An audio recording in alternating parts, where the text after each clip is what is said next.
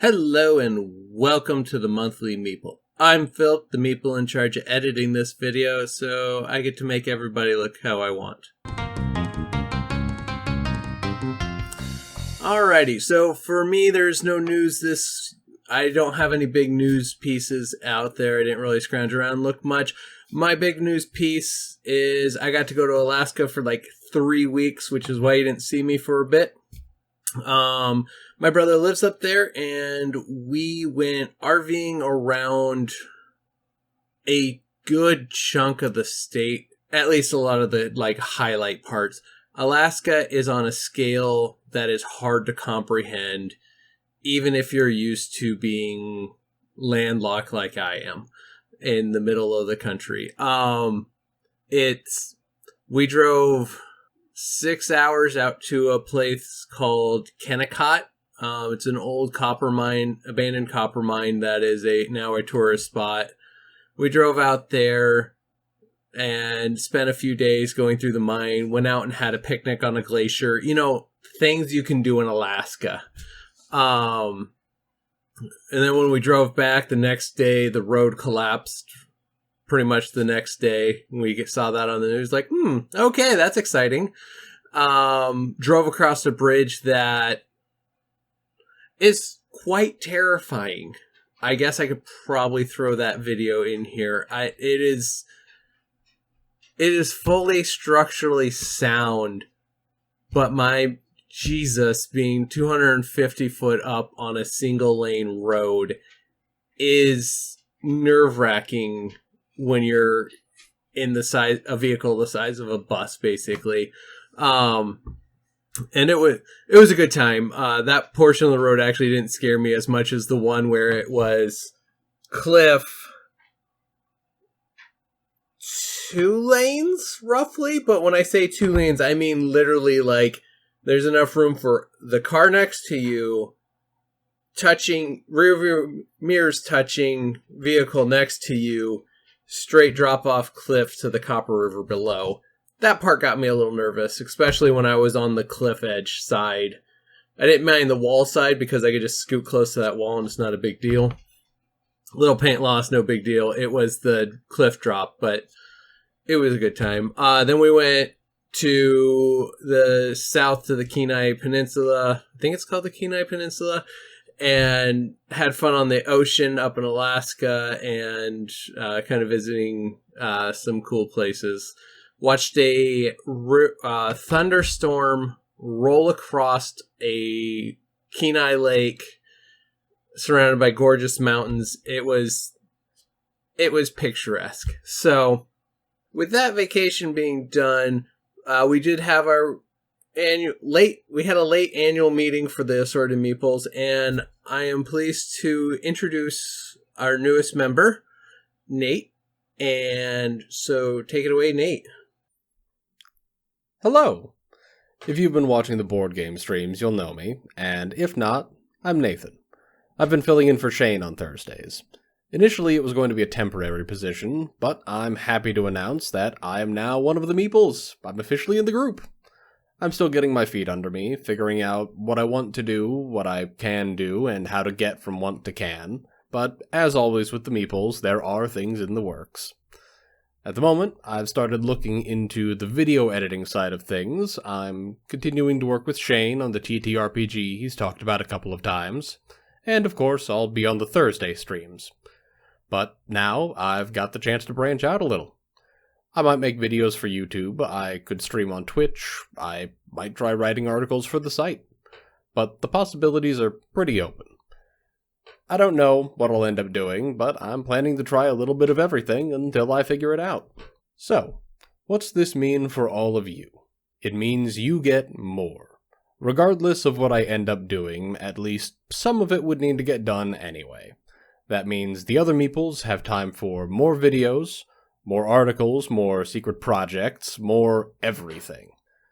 I'm looking forward to seeing where it all goes, and I hope you guys are too. As far as gaming news, I don't really have any. I didn't know to keep a lookout for it until right at the end there, but I'll keep my eyes open and my ear to the ground to see what I can come up with for next time. For now, Thanks to the community, who have been supportive through what, in retrospect, was my trial period. And thanks to the other Meeples for giving me this opportunity. Back to you, Phil. I am happy that we have Nate on board now as a full-time member. It was great playing games against him and having him run that. It was nice having Nate do the one-shot for us right before Shane left for second shift as well. And I look forward to the different level of chaos that he brings to the table and a different way of thinking as well. So gaming for me this month looks like I played a lot of Critters at War against my brother up there because I took it along. I played, me and Heather actually got a few games in. We got a game of Sailing, which we won. We did much better this time now that the idea that it really truly matters which way, who wins the trick, and that we're working together to win the trick right.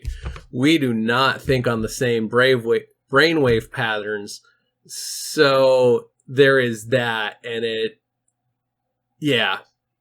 But we played the introductory scenario again, and we won it pretty easily, so I look forward to getting it to the table again and playing it again and really getting that feel of how everything goes.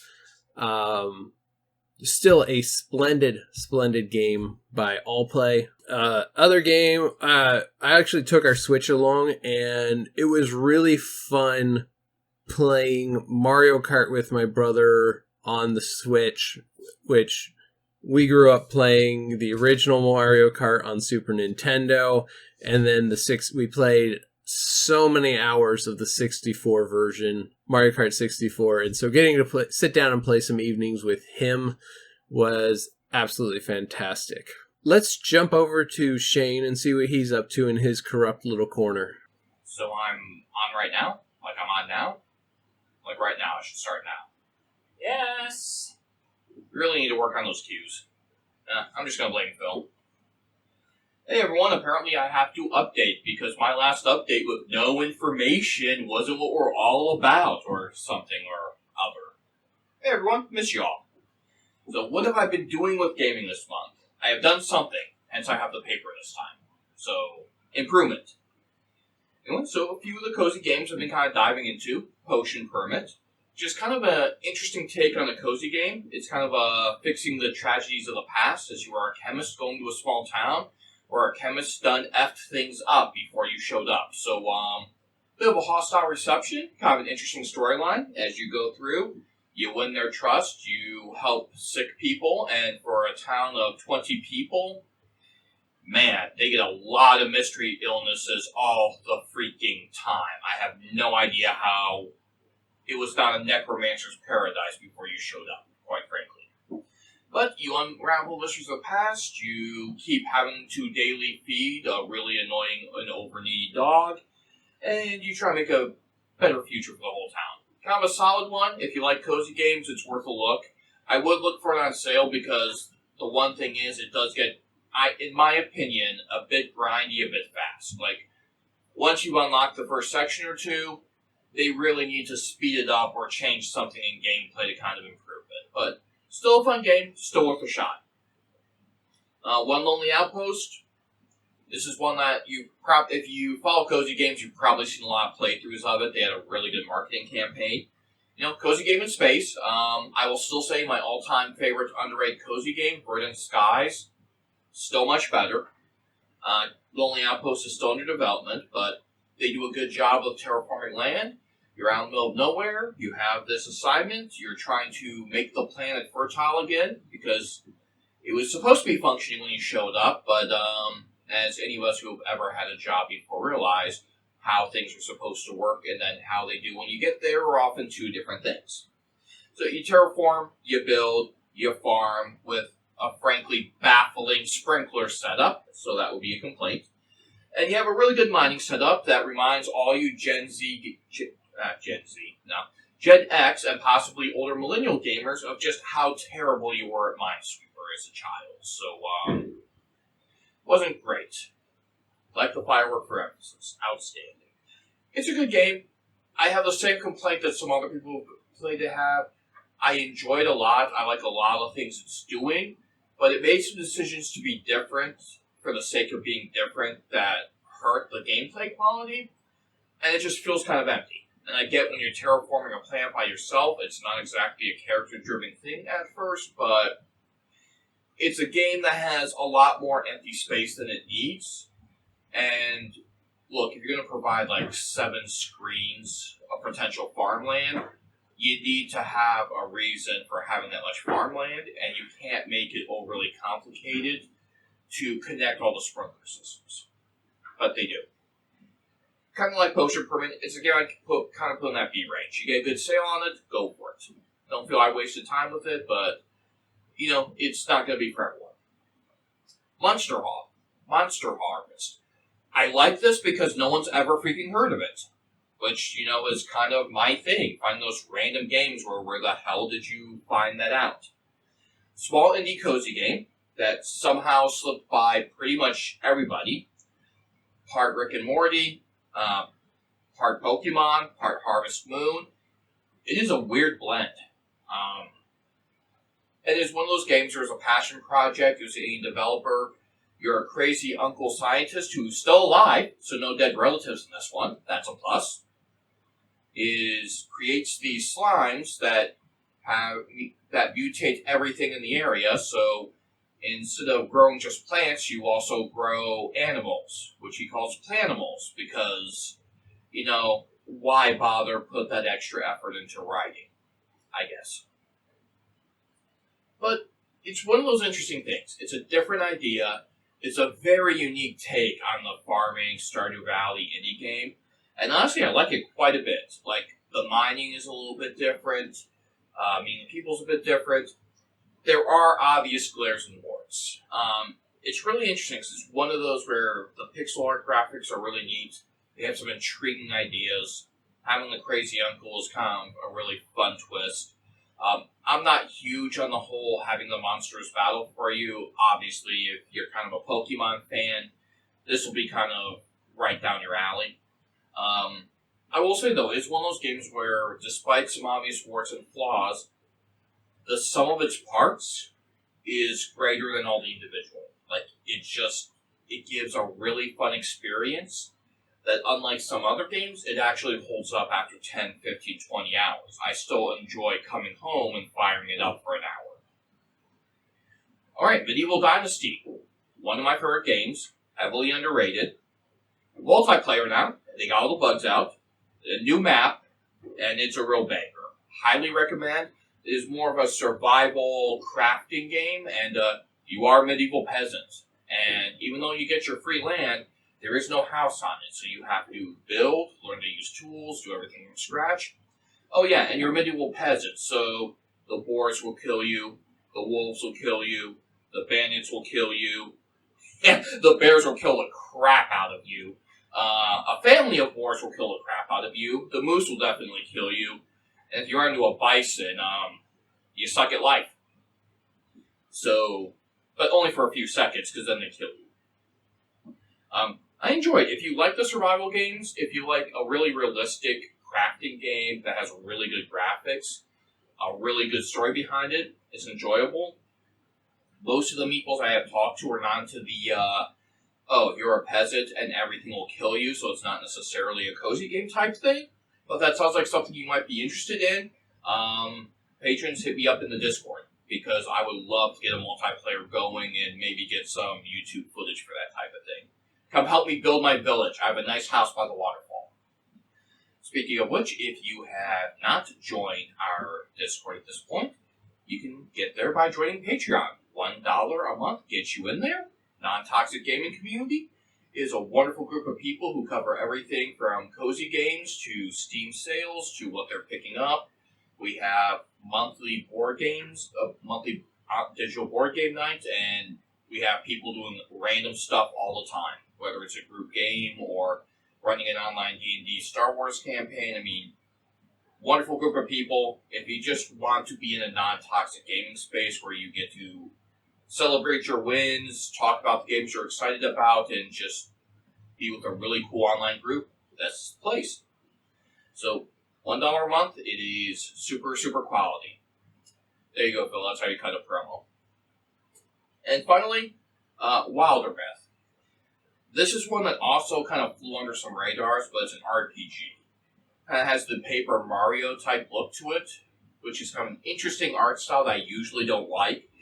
It's really well done in this game, and it's an amazing RPG. One of the things I loved about it is kind of like why Brady likes New Vegas. Every decision actually matters. Medieval setting, your young people decide to become heroes, and it's like being a 1 or 2 level D&D character. You might be capable, but if you run in like Superman, you're going to get the crap beat out of you. Really good turn-based grid strategy. Really good storyline. The writing is exceptional. And all the decisions you make along the way just kind of add up because you play these guys over 1 or 2 lifetimes. And so, if you decide to be a jerk when you're a kid or not bother with that one mission, there will be consequences for your actions. And it means any 2 games you play can be wildly different. Another thing I love about it is they have made an announcement that after multiple free DLCs, it is the complete game now. There isn't going to be any further development. It is a complete game with a lot of DLCs, a lot of added content. And if you love story-based RPGs, that is one you definitely want to put on your wish list. Oh, and other news, apparently there's 5 of us again. Why is no one keeping me in the loop just because I never check my email or Discord messages? Like, the hell, guys? Or is there? Maybe not. Whatever, just call me when the hazing begins. So. He's your replacement! You can't replace me. Watch me! You can keep trying. Oh, yeah. And that's all I got, so, back to you, Phil. Or whoever is following. Thank you, Shane, for that. And Braden is entirely correct. I will be editing this however I so desire. This month as well, I have started the journey of watching Ted Lasso, and I am enthralled by their characters that they have created in that series. We are currently on the last episode of season 1, and we watched the first episode, like, maybe we'll see what it's about, and then we're like, that's good, we'll watch it again, and then we watched, like, 4 episodes till midnight one night, and then we watched, like, 3 more. Yeah, it was bad. We were not responsible adults, but it is very, very entertaining, and good characters that draw you in. Also, on my trip up to Alaska, my brother introduced me to a YouTube channel called Escape to Rural France, where it is a guy rebuilding a French chateau that has actually a really cool history behind it. And it's just his journey and daily struggles, but his camera angles and photography of the whole thing is absolutely amazing, and it stuns my brain to know that he recorded that throughout the course of the day and then goes home after working construction or doing that construction work, goes into his little yurt on the facility, edits it, and uploads it on almost a daily basis, and it just blows my mind that he's doing this. Let's jump over to Braden and check out what he's doing in the business end.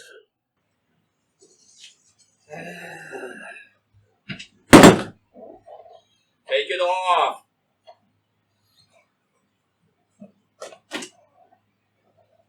I'm not sure that was worth a full $1. I don't know what to tell you. I'm tired. The Mojave is a demanding mistress. Where's my gecko belt? You said I'd have a gecko belt. I need the green ones to spawn so I can get the braiding right. You better not give it to the new guy. I'm totally giving it to the new guy. Anyway, so, Monthly Meeple update. If you've been following our Twitch channel at all in the last month and a half, you're probably familiar with all of the Fallout New Vegas shenanigans I've been streaming as the self-appointed Cowboy Ronin of the Mojave Wasteland. I don't believe in guns. This is the last sword I have left. And I don't have my traditional cowboy hat because it was damaged beyond repair. I had to make do with what I could scrounge up on the set. Tragedy that. So, we're down to our last expansion in that, so I look forward to swapping in a few shorter games to kind of break things up a little bit once I'm done exploring Zion, which is our last place to go. And then, after that, I have a lot of other stuff I need to look at as far as long-form games. I've heard a lot of demands for Paper Mario of various qualities, so I may break one of those out. Perfect Dark also just dropped on the Nintendo Switch N64 selection, and I'm kind of jonesing to play that game on a proper controller. I broke it out on my modded N64, and boy howdy, I don't know how I use those things. Let's see, other news. Let's see, I've been gone for a month and a half. The Mojave's so far away. I should probably check my mail. 1 second. Well, it appears one of my Kickstarters arrived that I need to take a peek at, so, Tales of the Valiant! It's here! At least the Player's Guide in the Monster Vault. And from my understanding, the Dungeon Master Guide is coming. So, very excited to dig into some of this, see what's been improved from 5th edition, what's been changed from 5th edition, see if there's anything in here that I'm not going to be as big a fan of compared to 5e.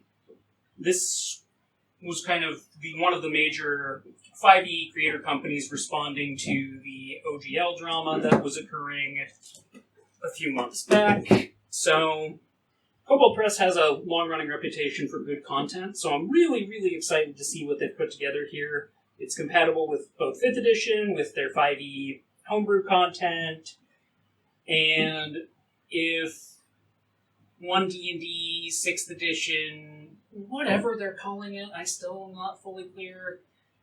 A lot of what I've seen is Player's Handbook 2024 edition, whatever, should be compatible with that too, as long as you're not mixing and matching the 2014 rulebook and the 2024 rulebook. So, I'm excited for all of that. Less so for the 2024 rulebook. There are a lot of things that rankle me on that. That's probably its own Unqualified Experts video at some point.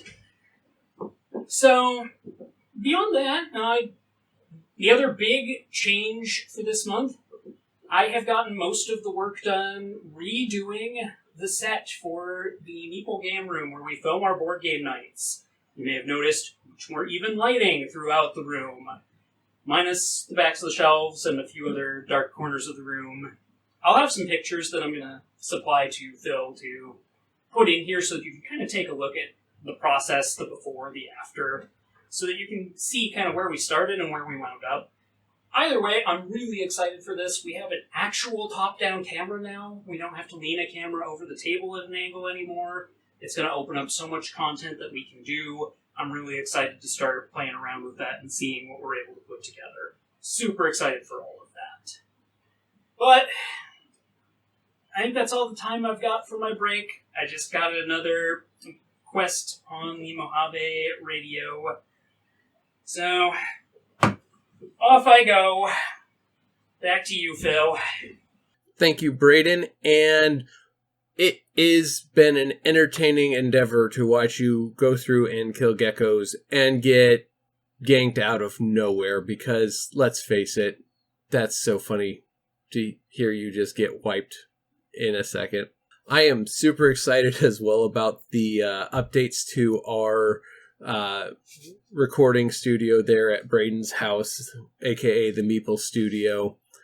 And I really look forward to getting some good games in. This opens up a lot of possibilities for us for content that Brain hinted at, like going back to doing some long-term or long-form board games videos on YouTube, things like that, really helps up our value. So congratulations, Braden, in putting in a really cool setup, and I look forward to playing in it because I haven't got there yet.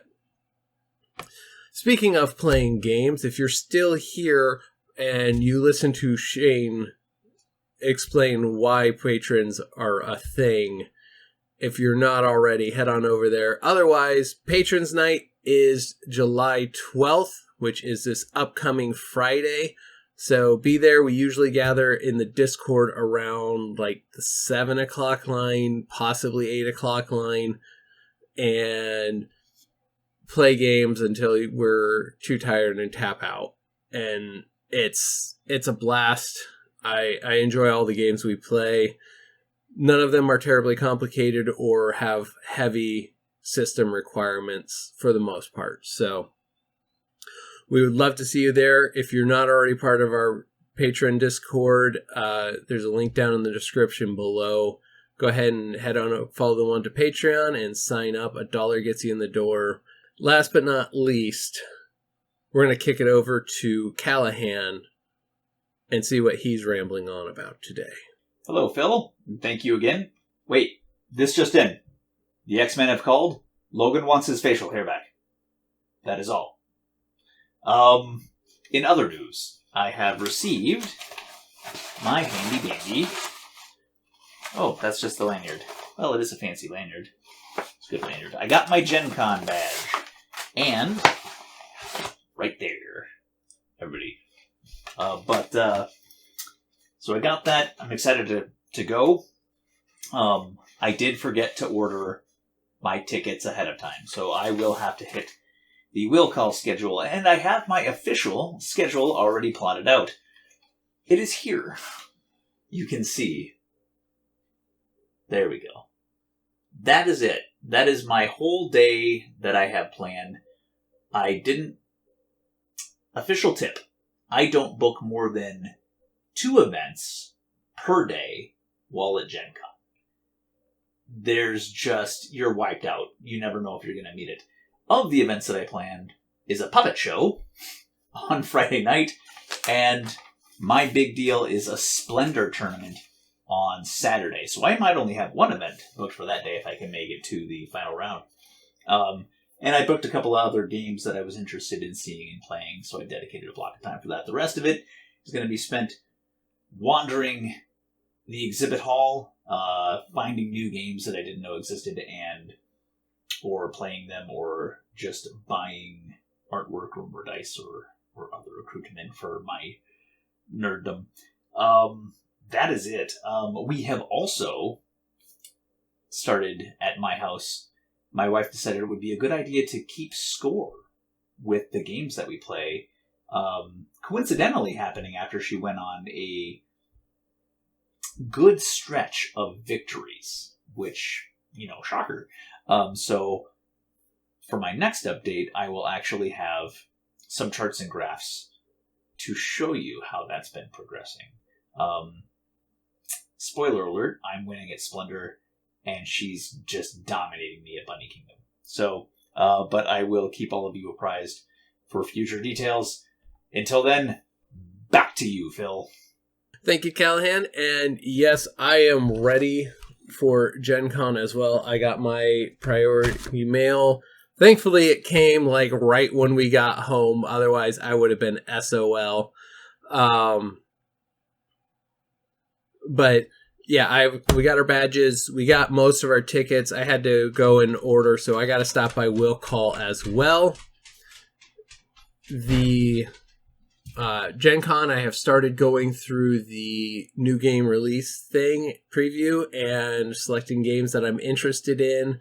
And this year I'm going to have to kind of go back to my normal strategy when I first went, which was I have one game that I'm looking at purchasing most likely, and nothing else really. So it is what it is, and I think that's actually a really good way to go because there are so many games being released at Gen Con that it is absolutely insane.